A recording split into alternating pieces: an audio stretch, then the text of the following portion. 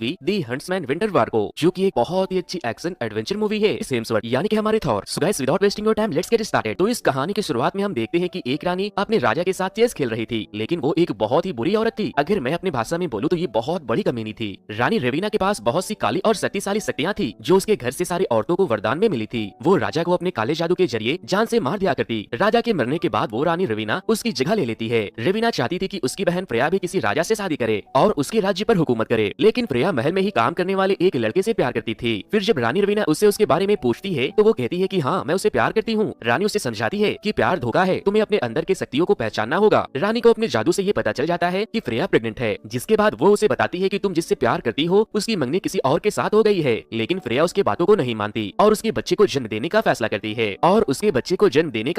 है। कुछ दिनों के बाद जब प्रिया का बच्चा पैदा हो जाता है तो उसका आशिक उसे एक लेटर भिजवाता है जिसमें उसने लिखा था कि हम दोनों यहाँ से भाग जाएंगे और शादी कर लेंगे। भागने से पहले वो उसे एक बार मिलने बुलाता है, लेकिन जब वो महल के बाहर उससे मिलने जाती है तो वो वहाँ से देखती है कि उसके कमरे में आग लगी है। जब वो भागते हुए अपने बच्चे के पास आती है तो उसका बच्चा जलकर मर चुका था और इन सब का जिम्मेदार उसका आशिक ही था, जो कि प्रिया से छुटकारा चाहता था क्योंकि वो किसी और से शादी करने वाला था। फिर जब प्रिया गुस्से में आकर चिल्लाती है तो उसका आशिक बर्फ में जम जाता है और वो गिरकर वहीं टूट जाता है। प्रिया अपनी बहन से नाराज उसके राज्य को छोड़ देती है क्योंकि वो नहीं चाहती थी कि प्रिया की शादी उससे हो। वो कुछ सिपाहियों के साथ खुद का एक राज्य बनाने का फैसला करती है। वो अपनी सेना को और ताकतवर बनाने के लिए बहुत से गांव के लोगों को मारकर उनके बच्चों को जबरदस्ती अपने सेना में शामिल कर लेती है। प्रिया अपने जादू से हरे भरे पहाड़ों और जंगलों को बर्फ से ढक देती है और अपने जादू के द्वारा बनाए एक महल से राज्य करने लगती है। वो दूसरे राज्य के बच्चों को अपने पास लाती है और उन्हें कहती है कि प्यार बस तकलीफ देती है, तुम्हें किसी से भी प्यार नहीं करना चाहिए। वो उन बच्चों को परिवार और प्यार से दूर रहने को कहती है। वो उन सारे बच्चों को बहुत ही जबरदस्त ट्रेन करती है। प्रिया के बर्फ के जादू से बना एक ओल उन लोगों पर नजर रखता है। इसी तरह वक्त बीतता गया और बच्चे बड़े होकर एक ताकतवर योद्धा बन गए। प्रिया की सेना ने उसके लिए बहुत से राज्य को जीतकर उसे और भी शक्तिशाली बना दिया।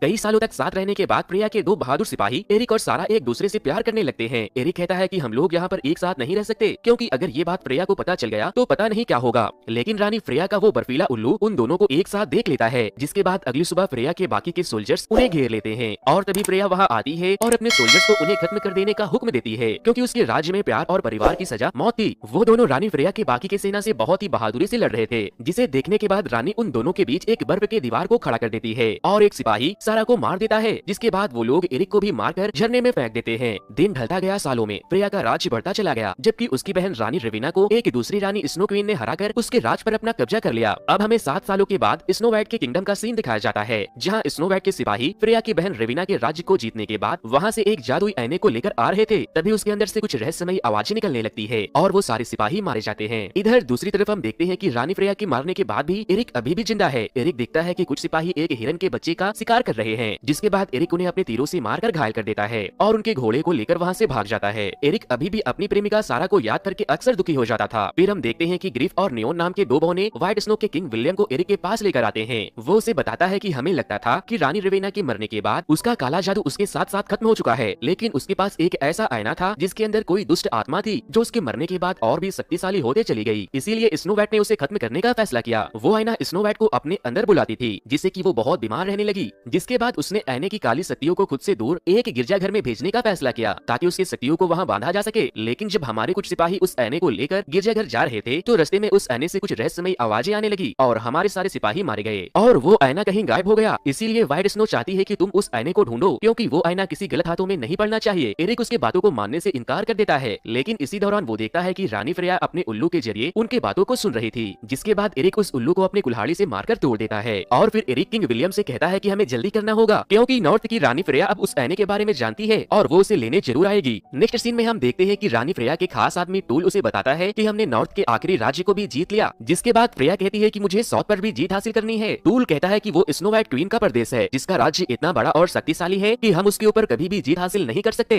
फ्रेया टूल से कहती है कि एरिक अभी भी जिंदा है और अब मुझे मेरी बहन का वो जादुई आईना चाहिए जिसकी तलाश एरिक कर रहा है। इधर दूसरी तरफ हम देखते हैं कि एरिक ग्रिफ और नियोन के साथ उस आईने की तलाश में जा रहे थे तो रास्ते में उन्हें स्नो वाइट के सिपाहियों की लाशें दिखाई देती है। लेकिन जब एरिक उनके करीब जाता है तो उसे ये पता चलता है कि उन सिपाहियों ने एक दूसरे को ही मार दिया है। एरिक को उन सिपाहियों में से एक के पास से एक सोने की तीर मिलती है जो कि उन सिपाहियों का नहीं था। एरिक उस तीर को लेकर आईने की तलाश में आगे बढ़ता है और रात होने पर वो एक होटल में अपनी रात बिताने का फैसला करता है जहाँ वो लोग शराब पीते हैं और गोश्त खाने लगते हैं। लेकिन तभी रानी फ्रेया के कुछ आदमी वहाँ आते हैं और एरिक पर हमला कर देते हैं। उन दोनों के बीच एक जबरदस्त लड़ाई होती है लेकिन एरिक हार जाता है। फ्रेया के आदमी एरिक को मारने वाले वाले थे कि तभी सारा वहाँ आती है और फ्रेया के आदमियों को वहाँ से मारकर भगा देती है। सारा एरिक को भी मारकर बेहोश कर देती है और जब वो होश में आता है तो वो बोलता है कि क्या मैं मर चुका हूँ या तुम जिंदा हो गई हो। नियोन कहता है कि तुम तो उसकी बीवी हो लेकिन वो तो मर चुकी है। सारा उससे कहती है कि क्या मैं मर चुकी हूँ। वो एरिक से कहती है कि ओह, तुमने अपनी रातें रंगीन करने के लिए सबको ये कहा कि तुम्हारी बीवी मर गई है। एरिक कहता है कि नहीं, ये नहीं हो सकता, तुम जरूर कोई भूत हो और तुम तो मर चुकी थी।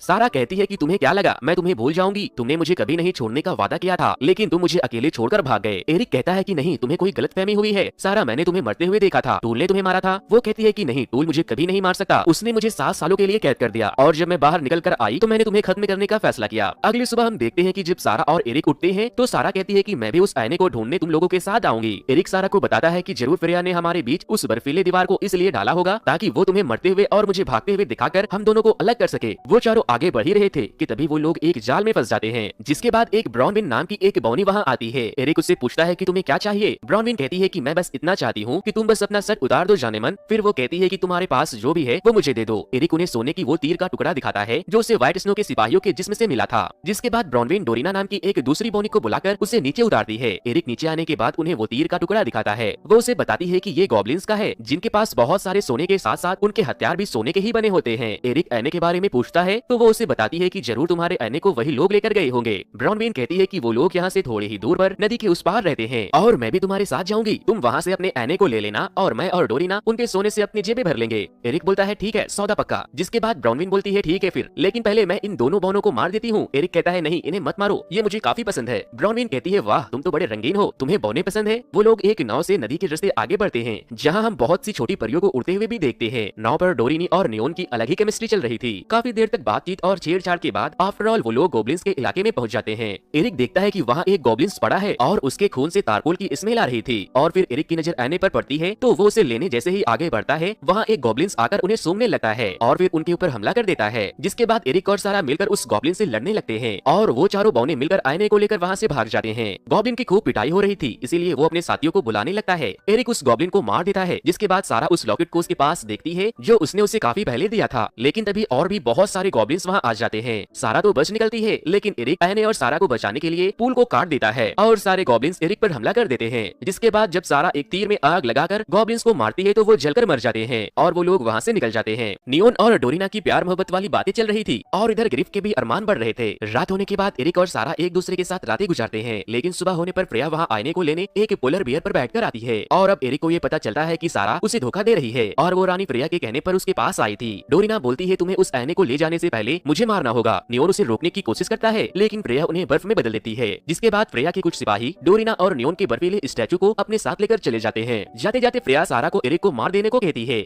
और वो बिना एक पल की भी देरी किए उसे अपने तीरों से मार देती है। फ्रेया के जाने के बाद जब ग्रिफ एरिक के सीने से तीर को निकालता है तो वो उठ जाता है क्योंकि सारा ने तीर उसके लॉकेट पर मारा था। ब्राउनविन कहती है कि वो चूक गई, जिस पर एरिक कहता है नहीं, वो कभी नहीं चूक सकती। तभी वहाँ कुछ बर्फीले बारासिंगा आते हैं जिनके ऊपर कुछ जादुई परियां थी। वो उन्हें वहाँ से फ्रेया के राज्य में लेकर जाती है। इधर दूसरी तरफ जब फ्रेया उस आईने से पूछती है कि ऐ आईने मुझे बताओ कि दुनिया में सबसे सुंदर कौन है, तो उसके अंदर से कुछ बाहर आता है जिसे देखने के बाद फ्रेया डर जाती है। लेकिन वो उसकी बहन रवीना उसे बताती है कि जब व्हाइट स्नो ने मेरे ऊपर हमला किया तो मैं अपने शरीर को छोड़कर आईने में चली गई और उसके अंदर कैदी बनकर वहीं रही, लेकिन तुमने मुझे आजाद कर दिया। रवीना कहती है कि अब मैं तुम्हारे राज्य के जरिए और उसके पूरे सेना को तबाह कर दूंगी। इधर दूसरी तरफ हम देखते हैं कि ग्रिफ और ब्राउनविन भेस बदलकर जब महल में घुसने की कोशिश कर रहे थे तो एक सिपाही उन्हें फ्रेया के पास लेकर जाने लगता है, लेकिन वो उन्हें मार देते हैं। दूसरी तरफ एरिक महल के ऊपर चढ़कर उसके अंदर चला जाता है। फ्रेया अपनी सेना को व्हाइट स्नो की सेना से लड़ने के लिए मोटिवेट कर रही थी। तभी एरिक वहाँ आता है और उसके ऊपर तीरों से हमला कर देता है, लेकिन रवीना उसके तीरों को अपने हाथों से रोक लेती है। जिसके बाद फ्रेया की सेना एरिक को पकड़ लेती है और वो सारा को भी बंदी बना लेते हैं क्योंकि उसने एरिक को जिंदा छोड़ दिया था। जब वो लोग एरिक को फ्रेया और रवीना के सामने पेश करने वाले थे तो एरिक टूल से कहता है तुम हमारे साथ लड़ो उनके खिलाफ जिन्होंने तुम्हारे माँ बाप को मारकर तुमसे दूर कर दिया। वो प्यार ही है जो हम सबको जोड़ कर रखती है। लेकिन टूल उसे फ्रेया और रवीना के पास लेकर जाता है जहाँ रवीना टूल को एरिक को खत्म करने का हुक्म देती है। अपने तलवार को निकालकर उन्हें आजाद कर देता है और बाकी की सेना भी एरिक के साथ हो जाते हैं। जिसके बाद रवीना गुस्से में आकर अपने काले काले टेंटिकल से फ्रेया के सैनिकों पर हमला कर देती है। फ्रेया रवीना को ऐसा करने से मना करती है और जब वो उसकी बातों को नहीं मानती तो वो उन्हें बचाने के लिए उनके और अपने बीच एक बर्फ की दीवार को खड़ा कर देती है। रवीना कहती है कि मुझे लगता था कि मैंने तुम्हें मजबूत कर दिया है, लेकिन तुम्हारा दिमाग तो अभी भी खराब है। फ्रेया पूछती है तुमने मुझे मजबूत कैसे बनाया, जिस पर रवीना कहती है कि मुझे तुम्हें कुछ भी बताने की जरूरत नहीं है। इधर दीवार के दूसरी तरफ हम देखते हैं कि एरिक आईने को लेने दीवार पर चढ़ रहा है। फ्रेया रवीना से पूछती पूछती है कि तुम्हें मुझे बताना होगा कि आखिर तुमने मेरे साथ क्या किया था। वो उसे पकड़कर पूछती है कि ऐने मुझे सच बताओ। जिसके बाद वो देखती है कि जब रवीना ऐने से पूछती है कि सबसे खूबसूरत कौन है तो वो उसे बताती है कि तुम, लेकिन ज्यादा दिनों तक नहीं, तुम्हारी बहन की बेटी बड़ी होकर तुमसे ज्यादा खूबसूरत बन जाएगी। उसके बातों को सुनने के बाद रवीना उसके आशिक को अपने वश में करके उसके बच्चे को मरवा देती है। प्रिया को जब ये बात पता चलता है तो वो बहुत दुखी होती है, लेकिन रवीना उसे घायल कर देती है जिससे कि वो बर्फ की दीवार टूट जाती है और सारे लोग इस पार चले आते हैं। रवीना एक बार फिर से उनके ऊपर हमला करने लगती है। प्रिया रवीना के ऊपर हमला करते हुए कहती है कि मेरे बच्चों को अकेला छोड़ दो और वो रवीना को रोकने की कोशिश करती है। एरिक और सारा रवीना से लड़ने की बहुत कोशिश करते हैं, लेकिन वो उनके आगे टिक नहीं पाते, इसीलिए प्रिया उसे रोकने की कोशिश करती है तो रवीना उसे भी मार देती है। जिसके बाद एरिक उसके ऊपर हमला करता है और प्रिया उसके ऐने को फ्रीज कर देती है। फिर एरिक अपने कुल्हाड़ी से मारकर उसके ऐने को तोड़ देता है और ऐने के टूटते ही रवीना भी मर जाती है। मूवी के एंड में हम देखते हैं कि प्रिया अपने आखिरी वक्त में एरिक और सारा को एक साथ देखकर बहुत खुश होती है और प्रिया के मरने के बाद डोरिना और नियोन के साथ साथ जितने लोग भी पत्थर में बदल गए थे वो वापस से ठीक हो जाते हैं और इसी के साथ ये मूवी यहीं पर खत्म हो जाती है। वैसे